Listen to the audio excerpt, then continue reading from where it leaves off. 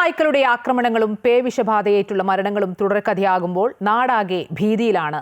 19 ഹോട്ട്സ്പോട്ടുകളുള്ള ആലപ്പുഴ ജില്ലയിൽ ആകെയുള്ളത് ഒരു വന്ധീകരണ കേന്ദ്രം മാത്രമാണ്. നായകളെ പാർപ്പിക്കാനായുള്ളത് ജില്ലാ പഞ്ചായത്തിന്റെ കീഴിലുള്ള ഏക ABC സെന്ററും. നഗരത്തിലെ റെയിൽവേ സ്റ്റേഷൻ പരിസരത്ത് മാത്രം ഈ വർഷം 30-ലധികം പേരെയാണ് തെരുവുനായ്ക്കൾ ആക്രമിച്ചത്.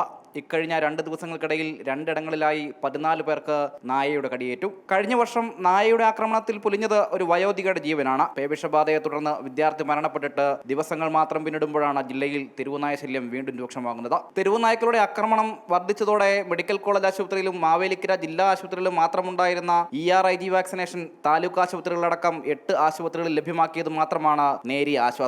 പ്രതിരോധ കുത്തിവയ്പ്പെടുത്തിട്ടും എന്തുകൊണ്ട് ജീവൻ രക്ഷിക്കാനാവുന്നില്ല എന്ന ചോദ്യവും സംസ്ഥാനത്ത് ആവർത്തിക്കുന്നുണ്ട്. വാക്സിനുകൾ സ്വീകരിക്കുമ്പോൾ ചില കാര്യങ്ങളിൽ ശ്രദ്ധ പുലർത്തണമെന്നതാണ് ഇക്കാര്യത്തിൽ ആരോഗ്യവകുപ്പിന് പറയാനുള്ളത്. വാക്സിനേഷൻ സമയം പ്രധാന ഘടകമാണ്.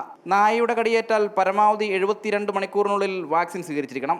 ജില്ലയിൽ വാക്സിൻ ലഭിക്കുന്ന ആശുപത്രികൾ മെഡിക്കൽ കോളേജ്, ആലപ്പുഴ ജനറൽ ആശുപത്രി, കടപ്പുറം വനിതാ ശിശു ആശുപത്രി, മാവേലിക്കര ജില്ലാ ആശുപത്രി, ഹരിപ്പാട്, കായംകുളം, പുളിങ്കുന്ന്, തുറവൂർ താലൂക്ക് ആശുപത്രികൾ എന്നിങ്ങനെയാണ്. ജില്ലാ പഞ്ചായത്തിന്റെ നേതൃത്വത്തിൽ ABC സെന്റർ പ്രവർത്തനം ആരംഭിച്ചുവെങ്കിലും നായയുടെ ശല്യത്തിന് മാത്രം ശാശ്വത പരിഹാരമായില്ല.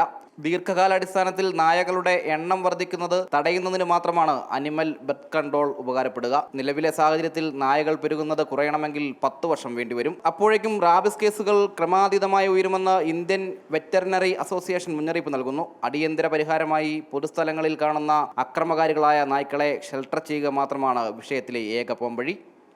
അമൃത ന്യൂസ്, ആലപ്പുഴ.